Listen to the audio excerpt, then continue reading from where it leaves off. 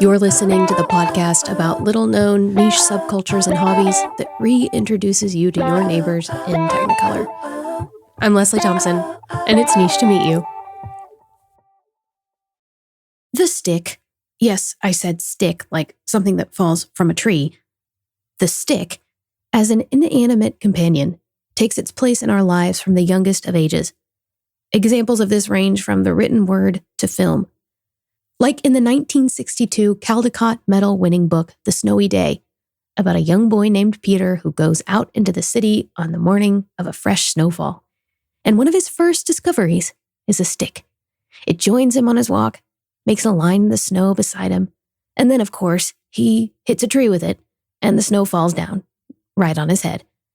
Then, perhaps, as we age, we're introduced to a certain wise ape who lives in the Sahara and uses his staff to change the course of a certain lion's story. So what are you going to do?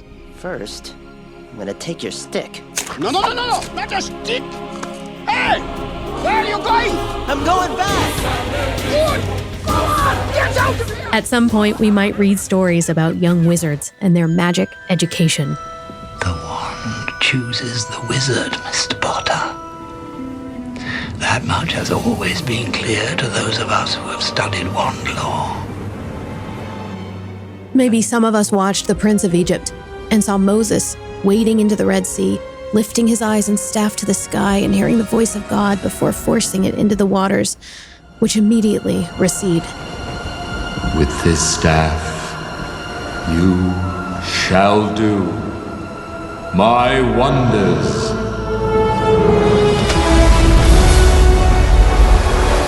Older generations may even recall Charlton Heston's Moses and his use of a stick to part a body of water that, at the time, produced the greatest special effects sequence cinema had ever seen.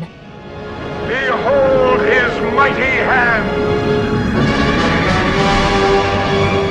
But for many, considering the idea of famous sticks brings to mind a wizard in Middle-earth who wields a legendary staff of wood that's almost a character in its own right. Shall not pass! Now, this is not a podcast about film and literature. This is a podcast about niches. And what have niche subcultures got to do with sticks? Well, according to 3 million people all across the globe who are part of something called Stick Nation, or should we call them Stick Nation, sticks have everything to do with being part of the best kind of niche subculture. One that can aid us in our quest for human flourishing together. I'm Leslie Thompson. It's niche to meet you. And this is Stick Nation.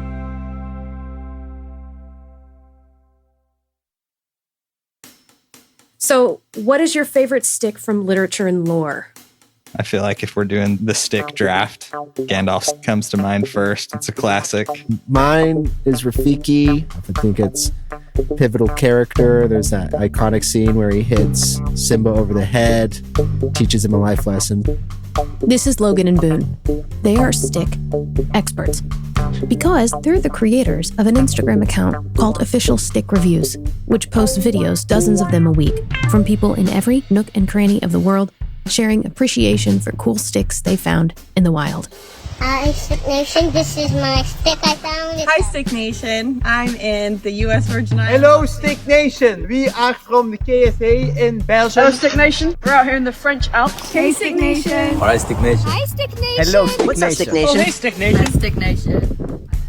In a world where so many content creators are desperately seeking to amass followers, Official Stick Reviews has had an unexpected and swift trajectory of growth. Yeah, I mean, we only started the page in September of 2023. So the New York Times wrote an article about us in April of last year.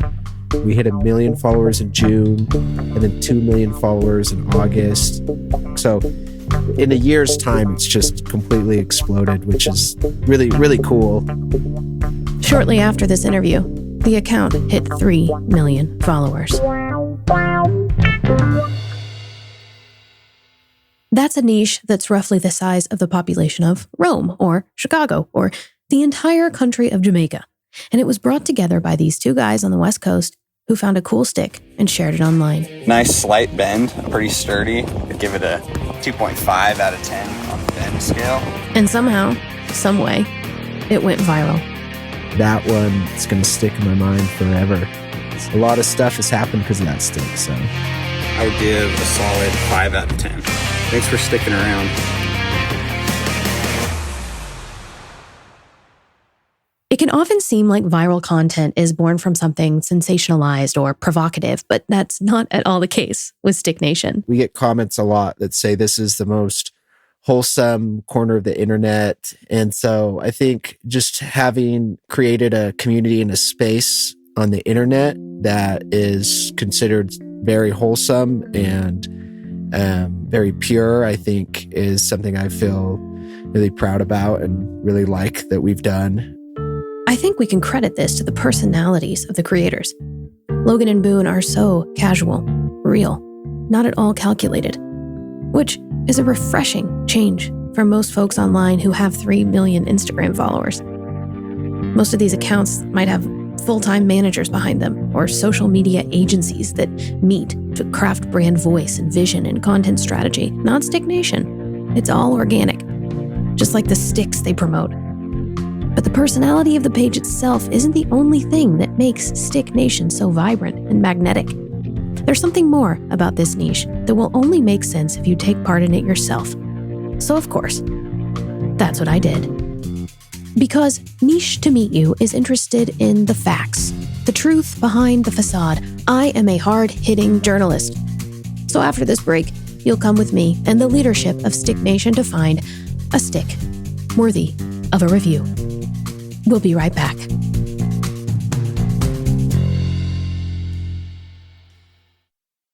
I want to take this moment briefly to welcome all the new listeners to Niche to Meet You.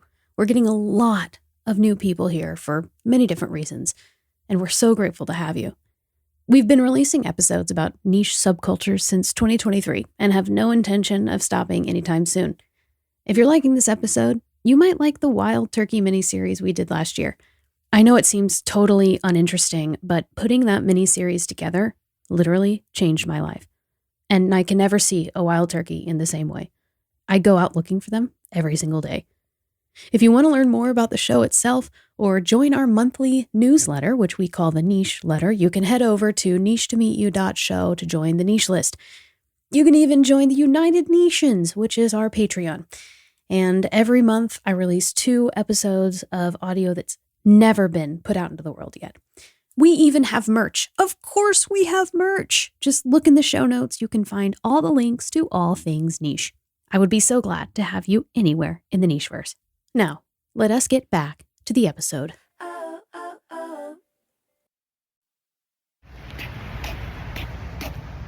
I'm on the south side of Nashville, Tennessee, in a place called Brentwood. I've just left a work meeting, and I'm searching for a place where there might be sticks. In a heavily curated and pruned environment like Nashville, it's hard to find sticks just laying around. So I need to go off-roading.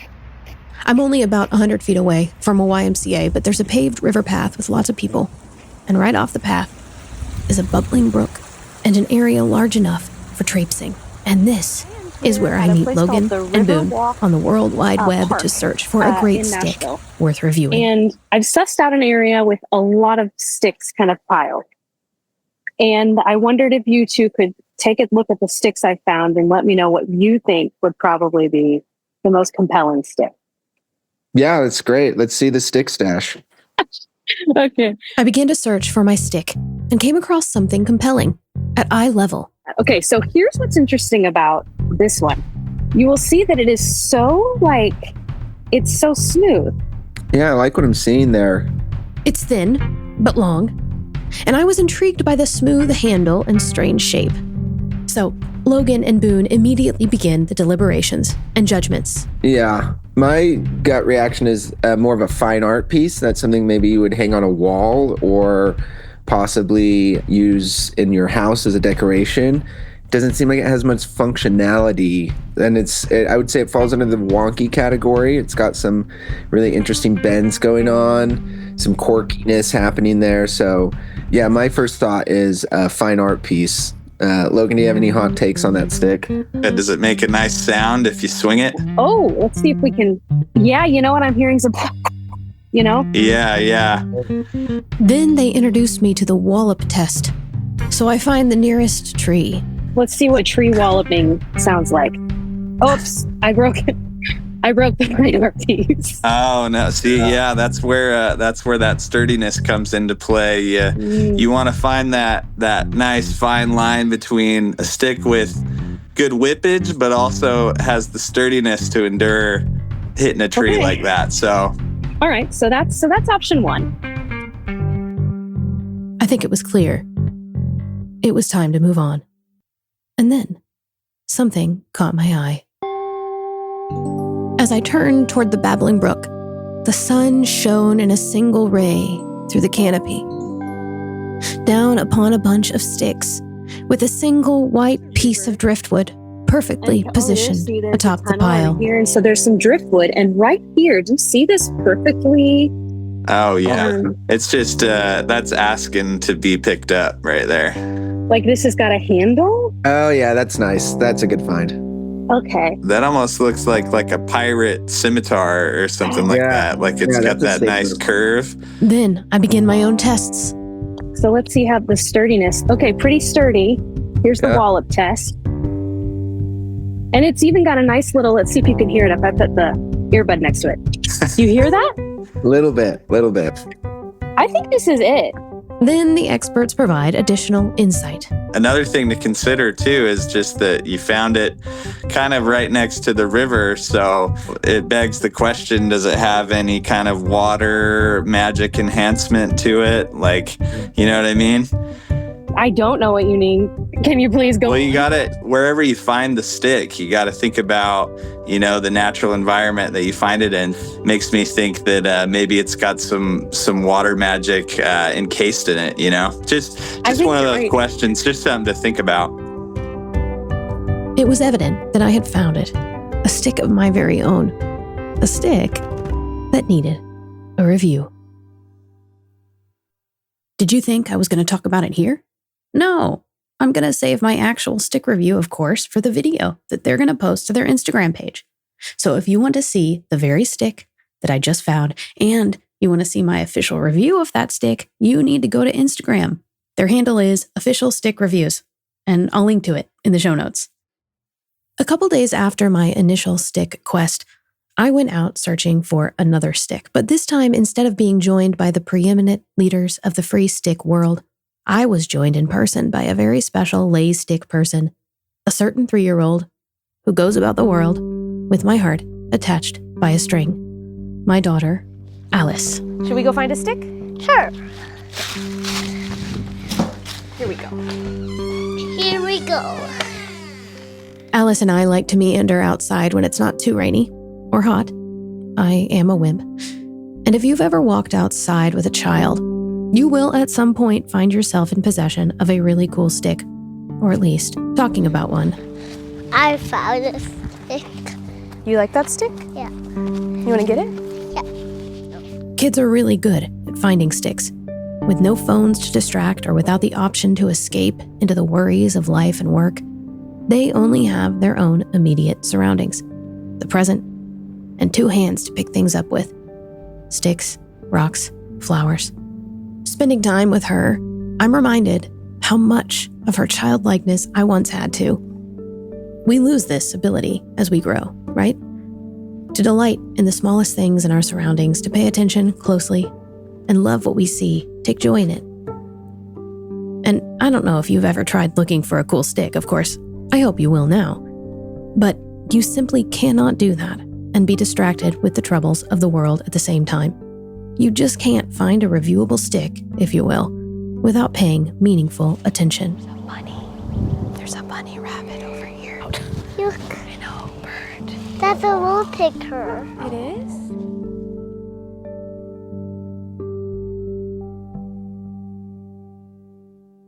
Now, after this break, we'll welcome best-selling author and New York Times writer Margaret Wrinkle to explore why this whole thing matters at all through the lens of a prose reading. Be right back. Hey, listener on the other side of this phone. Niche to Meet You is going into a really fun season of partnering with a lot of different organizations and trying new things. And what would be really helpful is if we heard from you as to how this show is finding its place in your life. If we've made you think differently, or maybe led you to take a certain action toward joining a niche, would you consider writing a review for us? If you use Apple, you can just use the app. If you use Spotify, go ahead and email us. Our email is in the show notes. We would love to be able to tell our future partners how this project is affecting its listeners beyond just being a party bus of niche delights. Though, if that's what it is for you, you could also say that. So hey, thanks. It's good to hear from you. Let's get back to the episode. Logan and Boone are actively aware of the childlikeness of this stick appreciation niche and what it promotes. It's funny, as we've made it, it's been really good for me too, because it's made me want to get out even more into nature and to be more creative in general, just with anything, and this is like the most absurd concept ever, but somehow is the most human thing ever too. If we don't find ways to practice this human act of paying attention, there are some serious implications. And you don't need statistics about stress and anxiety to convince you that there's a problem. Chances are you're one of these statistics, as am I. We live it. But studies do show that constant stress puts us at risk of heart disease, stroke, and other illnesses. Now, there are many ways we can combat this. But if you spend any time in therapy, at some point you'll be encouraged to meditate, to practice mindfulness. Doctors are even prescribing this to patients alongside medication. Why? Because studies show that it can reduce blood pressure and heart rate. Being physically and mentally present can change the brain's physical makeup that affects memory, sense of self, and regulation of emotions. In the show notes, I've linked an article from Harvard with references to these studies, some dating back to the 70s. This article features a woman named Suzanne Westbrook. She's a retired internal medicine doctor and a facilitator of a meditation class. She says that it's not about escapism. It's about, quote, noticing what happens moment to moment, the easy and the difficult, and the painful and the joyful. It's about building a muscle to be present and awake in your life, end quote. These findings point to mindfulness practices as a way to be better engaged in the world, not checked out. It seems that paying attention is an act of intentional defiance in the face of that which clamors for our attention. And so many things do. But we need to practice this defiance, and what better way to practice than to take a cue from nature itself? In her book, The Comfort of Crows, best-selling author Margaret Rankle writes a passage for each week of the seasonal year. Winter week 1, winter week 2, etc. In these entries that accompany the reader through a year of paying attention, Margaret is a tutor and a sage. And I asked her if she'd be willing to read a passage for this episode. She agreed and asked how she should do it. And I told her, you could do it in a quiet place, or you could do it outside, with the birds singing back up. Thankfully, she knew which to choose, wind and all. We are creatures built for joy. We can stagger out of an appointment where a person in a white coat has given us the news we think we cannot bear to hear. And still we smile at the baby in the checkout line, clapping her chubby hands at the balloons by the cash register. This is who we are, the very best of who we are. The world is burning and there is no time to put down the water buckets. For just an hour, put down the water buckets anyway. Take your cue from the bluebirds who have no faith in the future, but who build the future nevertheless, leaf by leaf and straw by straw, shaping them into the roundness of the world. Turn your face up to the sky. Listen. The world is reminding us that this is what the world does best.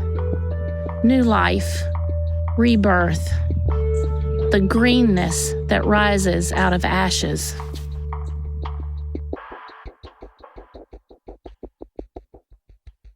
This episode is releasing just shy of Earth Day in the middle of Earth Month, April. In our Wild Turkey miniseries, we talk to a lot of people who care about conserving their environment, specifically for turkeys, but who recognize the effects of environment on all creatures, us included. And official Stick Reviews and Stick Nation recognize this too. And they're using their platform this month to help nonprofits who undertake this work.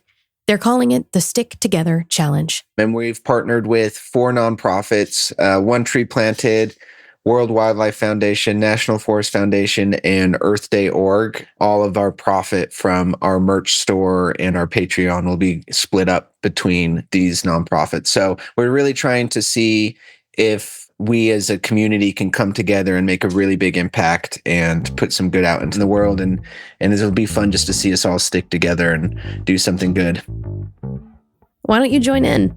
Anyone can do it. There's no barrier to entry, which I think also makes it what it is. There's no gatekeeping. So just go outside. We live in such a beautiful world. There's a lot of magic to be found still.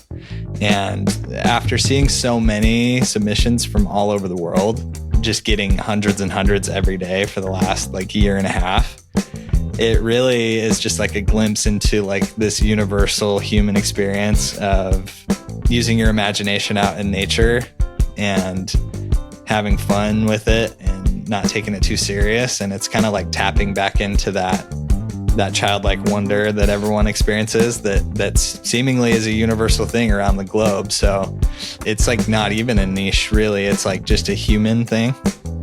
Logan and Boone are proof that just one or two individuals whose small delights had in mundane, private moments, like me and Alice. Oh, I found one. Do you like that one? Yeah.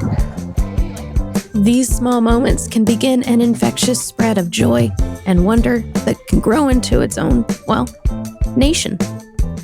So maybe this Earth Day you consider taking a long walk. And if you do, go off the paved path. Find some place where there could be some mud and stick piles, and pay attention for a cool stick. And you might, just for a second, pull out your phone to capture a video.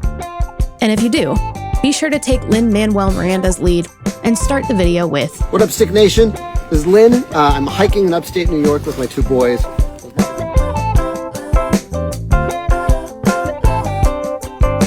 Niche to Meet You is produced and reported by me, Leslie Eiler Thompson.